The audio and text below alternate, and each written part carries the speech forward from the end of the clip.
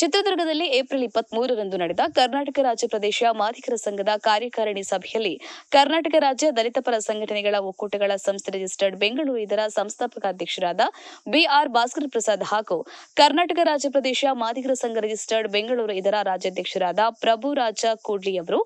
ಕರ್ನಾಟಕ ರಾಜ್ಯ ಪ್ರದೇಶ ಮಾದಿಗರ ಸಂಘದ ಗದಗ ಜಿಲ್ಲಾ ಅಧ್ಯಕ್ಷರನ್ನಾಗಿ ರಾಜೇಶ್ ಕಮ್ಮತದ ಲಕ್ಷ್ಮೇಶ್ವರ ಇವರನ್ನ ನೇಮಕಾತಿ ಮಾಡಿ ಈ ತಕ್ಷಣದಿಂದಲೇ ಸಮಾಜದ ಶೈಕ್ಷಣಿಕ ಆರ್ಥಿಕ ಸಮಾನತೆ ಶಾಂತಿ ಹಾಗೂ ಸಮಾಜದ ಕಾರ್ಯಚಟುವಟಿಕೆಯಲ್ಲಿ ತಮ್ಮನ್ನು ತಾವು ತೊಡಗಿಸಿಕೊಂಡು ಸಮಾಜದ ಒಳಿತಿಗಾಗಿ ಶ್ರಮಿಸಬೇಕು ಎಂದು ಶಿಫಾರಸು ಮಾಡಿ ಆದೇಶ ಪತ್ರ ನೀಡಲಾಯಿತು. ಈ ಸಂದರ್ಭದಲ್ಲಿ ಮೈಸೂರು ಜಿಲ್ಲೆಯ ಸಮಾಜದ ಹಿರಿಯ ಸಾಮಾಜಿಕ ನ್ಯಾಯ ಹಾಗೂ ಒಳ ಮೀಸಲಾತಿ ಹೋರಾಟ ಸಮಿತಿಯ ಕಾರ್ಯಕರ್ತರೂ ಆದ ಅರುಣ್ ಕುಮಾರ್ ಅವರು ಮತ್ತು ರಾಜ್ಯದ ವಿವಿಧ ಜಿಲ್ಲೆಗಳಿಂದ ಆಗಮಿಸಿದ ಸಮಾಜದ ಗುರು ಹಿರಿಯರು ಉಪಸ್ಥಿತರಿದ್ದರು.